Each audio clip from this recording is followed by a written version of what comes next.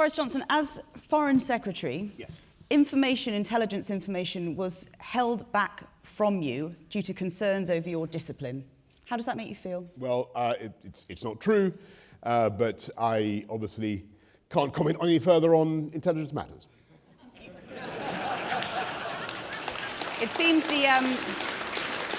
It seems reports suggest that the order itself came from Theresa May over fears that you couldn't be trusted. I'm sure that the Prime Minister will not comment on intelligence matters either, so I'm extremely dubious about the provenance of this story.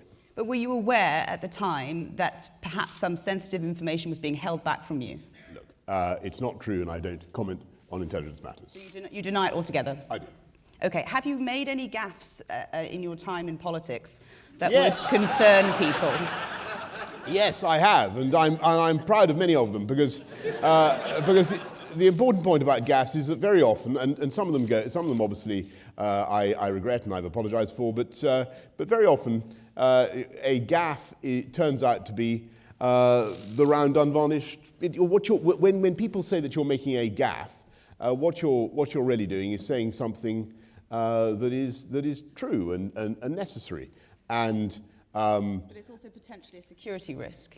Well, again, sorry, if you're going back to that question, I thought I don't comment on intelligence matters, and the story that you've adverted to is not true. Okay. In fact, we were very close to being fully ready in late March. We could have gone out with a no-deal Brexit then. We will be totally ready on October the 31st, and I look forward to Philip's support in that endeavour. But where I agree with Philip is that is not necessarily where we want to end up. We have a very good opportunity, I think, to come out with a much better deal, and that is to take the problems of the backstop, remit them for a solution in the place where they logically belong in the context of negotiating the free trade deal.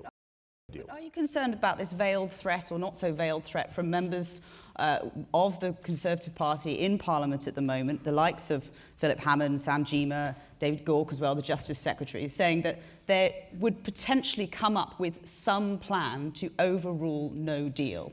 Look, I think this is all a bit of a red herring. We are facing an existential crisis as a party and indeed as a political class, if I may say so, as representatives of the people. It was a clear majority for leave. The MPs acknowledged that, and they voted. MPs themselves voted overwhelmingly to trigger Article 50 and to come out of the EU. And now we're in a state where MPs seem still to be refusing to enact the mandate of the people. And that is why my party, our great party, is languishing in the polls. It's why Labour is on, 18%? You know, with heroic incompetence, Corbyn has managed to do even worse than us. It's quite extraordinary. And the very simple reason for that, the main parties are not getting on and delivering the will of the people. If we get on and do Brexit, then we will spike the guns of the Brexit Party and the Liberal Democrats, both of whom are prospering at our expense because of our failure to get this done. My message will be very clear. We have to get ready, we have to prepare, and we have to believe in ourselves. And if I may say so, the reason I set October the 31st as a hard deadline, and the reason we've got to go for it, is because I think we've had enough of defeatism and negativity from this government. I think the British people are fed up with being told that they can't do X, Y, or Z, when we know perfectly well that we can.